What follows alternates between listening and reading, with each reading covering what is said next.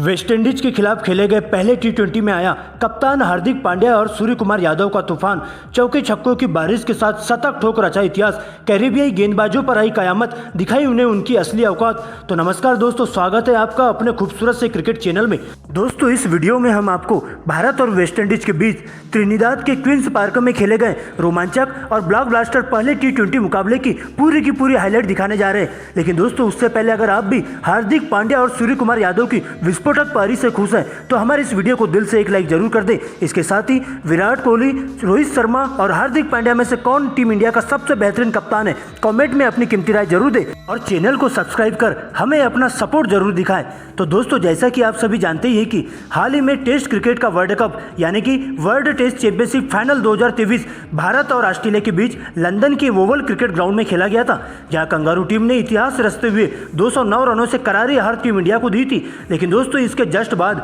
BCCI ने भारतीय team को 5 टी20 मुकाबले खेलने के लिए वेस्टइंडीज दौरे पर भेज दिया है, जहां दोनों टीमों के बीच पहला टी20 मुकाबला त्रिनिदाद के क्वींस पार्क में खेला गया, जहां इस मुकाबले में टीम इंडिया की कप्तानी हार्दिक पांड्या के कंधों पर थी, तो वही वेस्टइंडीज की कप्तानी निकोलस पुरन करते हुए दिखाई दिए। दोस्तों, मुकाबले में टॉस होता है और सिक्का हार्दिक पांड्या के पक्ष में जाकर गिरता है और पहले गेंदबाजी करने का फैसला लेते हैं, तो वही वेस्टइंडीज की टीम को पहले बल्लेबाजी करने के लिए आमंत्रित किया जाता है। दोस्तों, इसके बाद वेस्टइंडीज की तरफ से ओपनिंग करने विस्फोटक बल्लेबाज ब्रेंडन किंग और विकेटकीपर बल्लेबाज साई होप क्रीज पर आते हैं, तो वही टीम इंडिया की तरफ से पारी का पहला ओवर लेकर तेज गेंदबाज अर्शदीप सिंह आते हैं और पहले ही गेंद पर एक जोरदार एलबीडब्ल्यू की अपील होती है, लेकिन अंपायर ने इसे नकारते हुए नॉट आउट करार दिया था। लेकिन इसी ओवर की अंतिम गेंद पर ब्रेंडन किंग ने एक लॉन्ग ऑन के ऊपर से बेहतरीन छक्का लगा दिया था और इस तरह से पहले ओवर में कुल 6 रन ही बन पाते हैं। दोस्तों, इसके बाद पारी का दूसरा ओवर लेकर के आते हैं मोहम्मद सिराज, जिनका सामना होता है साई होप से और एक बढ़िया लाइन लेंथ के साथ कसी हुई गेंदबाजी का नजारा पेश करते हैं। लेकिन इसी ओवर की अंतिम 2 गेंदों पर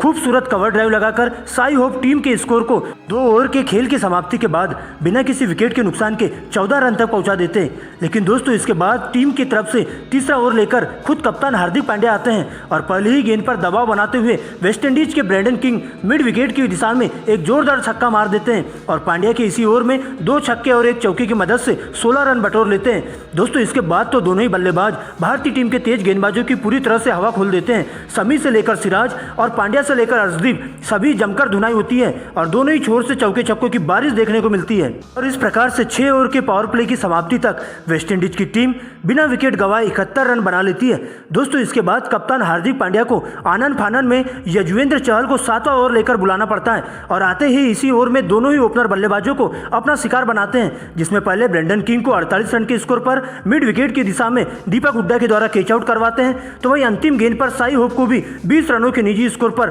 पवेलियन भिजवा देते हैं। दोस्तों, इसके बाद वेस्टइंडीज की तरफ से कप्तान निकोलस पुरन और काइल मेयर्स क्रीज पर आते हैं और दोनों ही नए बल्लेबाज काफी सावधानी पूर्वक भारतीय गेंदबाजों का मुकाबला करते हुए टीम के स्कोर को 10 ओवर की समाप्ति के बाद 111 रनों तक पहुंचा देते हैं। लेकिन दोस्तों, 11वें ओवर में काइल मेयर्स कुलदीप यादव को अपना शिकार बनाते हुए और इस ओवर की पहली 3 गेंदों पर लगातार 3 चौके और 1 छक्का लगाकर अपना अर्धशतक पूरा कर लेते हैं, तो वही चहल के अगले ही ओवर में पूरन भी हाथ खोलते हुए दिखाई देते हैं और 2 छक्के लगाकर और 3 चौके लगाकर मात्र 21 गेंदों में ही अपना 50 पूरा कर लेते हैं और 15 ओवर की समाप्ति के बाद टीम का स्कोर 2 विकेट के नुकसान पर 172 रन तक पहुंच जाता है। दोस्तों, यहां से वेस्टइंडीज की टीम एक पल के लिए ऐसा लग रहा था कि 250 के स्कोर को भी क्रॉस कर जाएगी, लेकिन मोहम्मद सिराज वेस्टइंडीज की टीम के लिए काल बनकर आते हैं और 16वें ओवर की अंतिम 2 गेंदों पर 2 बड़ी मछली फंसा लेते हैं, जिसमें पहले निकोलस पुरन को 61 रन पर कैच आउट करवा देते हैं, तो वही अंतिम गेंद पर काइल मेयर्स को एक यार्कर गेंद पटककर सीधा क्लीन बोल्ड कर देते हैं। दोस्तों, इसके बाद ब्रुक्स और पावेल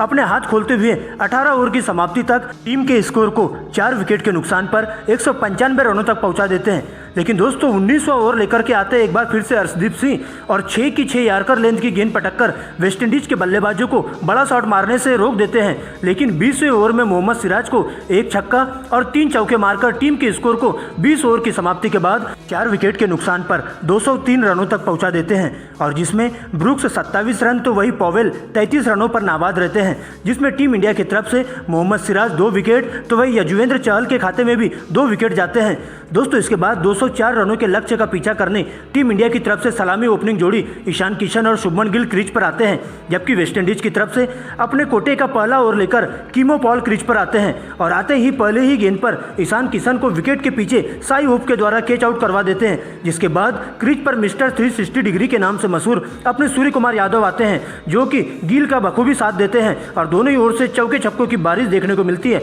और अच्छी खासी बल्लेबाजी का नजारा पेश करते हुए टीम के स्कोर को आगे बढ़ाते हैं और पावर प्ले में एक विकेट के नुकसान पर 45 रन बना लेते हैं। दोस्तों इसके बाद वेस्टइंडीज की तरफ से 7वां ओवर लेकर अकील हुसैन आते हैं और आते ही शुभमन गिल के रूप में बड़ी मछली का शिकार कर जाते हैं, जहां शुभमन गिल बड़ा शॉट खेलने के चक्कर में सीधा कैच आउट हो जाते हैं। इसके बाद दोस्तों सूर्य कुमार यादव का साथ देने खुद कप्तान हार्दिक पांड्या क्रीज पर आते हैं और धीरे धीरे टीम इंडिया की पारी को आगे बढ़ाते हुए काफी संभल कर खेलते हैं और 10 ओवर की समाप्ति के बाद टीम इंडिया का स्कोर 2 विकेट के नुकसान पर 84 रन पहुंच जाता है। यहाँ से टीम इंडिया को जीत के लिए 60 गेंदों में 116 रनों की जरूरत होती है। ऐसे में पॉवेल के 11वें ओवर में सूर्य कुमार यादव 2 चौके और 3 गगनचुंबी छक्के लगाकर 26 रन बटोर लेते हैं और अंतिम गेंद पर एक सिंगल लेकर अपना 50वां पूरा कर लेते हैं। तो वही दूसरी तरफ कप्तान हार्दिक पांड्या अपने हाथ खोलते हुए होल्डर के 12वें ओवर में 4 लगातार चौके जड़कर रिक्वायर्ड रन रेट को थोड़ा कम कर देते हैं और इस तरह से 16 ओवर की समाप्ति तक दोनों ही बल्लेबाज ने तूफानी अंदाज में बल्लेबाजी करते हुए 2 विकेट के नुकसान पर 160 रनों तक टीम के स्कोर को पहुंचा देते हैं और इस तरह से टीम इंडिया इस मुकाबले में शानदार तरीके से कमबैक कर जाती है, क्योंकि सूर्य कुमार यादव और हार्दिक पांड्या के बल्ले से चौके छक्कों की बारिश शुरू हो जाती है। लेकिन दोस्तों असली कहानी तो अभी बची थी, जो कि 17वें ओवर में देखने को मिलती है। दरअसल वेस्टइंडीज के तेज गेंदबाज पॉवेल 17वां ओवर लेकर के आते हैं और इस ओवर में टीम इंडिया की 2 बड़ी मछलियों का शिकार करते हैं, जिसके कारण टीम इंडिया जीत की दहलीज से काफी दूर हो जाती है, जिसमें इस तरह से पहली ही गेंद पर कप्तान हार्दिक पांड्या को 49 रनों के निजी स्कोर पर चलता कर जाते हैं। तो वही अंतिम गेंद पर संजू सैमसन मात्र 4 रन बनाकर आउट हो जाते हैं। दोस्तों इसके बाद टीम इंडिया को जीत के लिए 18 गेंदों में 44 रनों की जरूरत होती है, जहां कीमो पॉल के 18वें ओवर की पहली ही गेंद पर सूर्य कुमार यादव मिड विकेट के ऊपर से एक जोरदार प्रहार करते हुए मात्र 51 गेंदों में अपना शतक पूरा कर लेते हैं। तो वही दूसरी ओर से अक्षर पटेल भी ताबड़तोड़ बल्लेबाजी करते हुए टीम को जीत की दहलीज तक पहुंचा देते हैं। दोस्तों इसके बाद वेस्टइंडीज की तरफ से तेज गेंदबाज जेसन होल्डर 19वां ओवर लेकर आते हैं, जिनका सामना होता है सर पर कफन बांधकर खड़े अक्षर पटेल से और अक्षर पटेल इसी ओवर में 3 गगनचुंबी छक्के और 2 चौके लगाकर टीम इंडिया को जीत की दहलीज तक पहुंचा देते हैं और इस प्रकार टीम इंडिया 4 विकेट खोकर 204 रनों के लक्ष्य को 19वें ओवर में ही जीत लेती है और इस तरह से टीम इंडिया 5 T20 मुकाबलों की सीरीज में 1-0 की अजय बढ़त बना लेती है।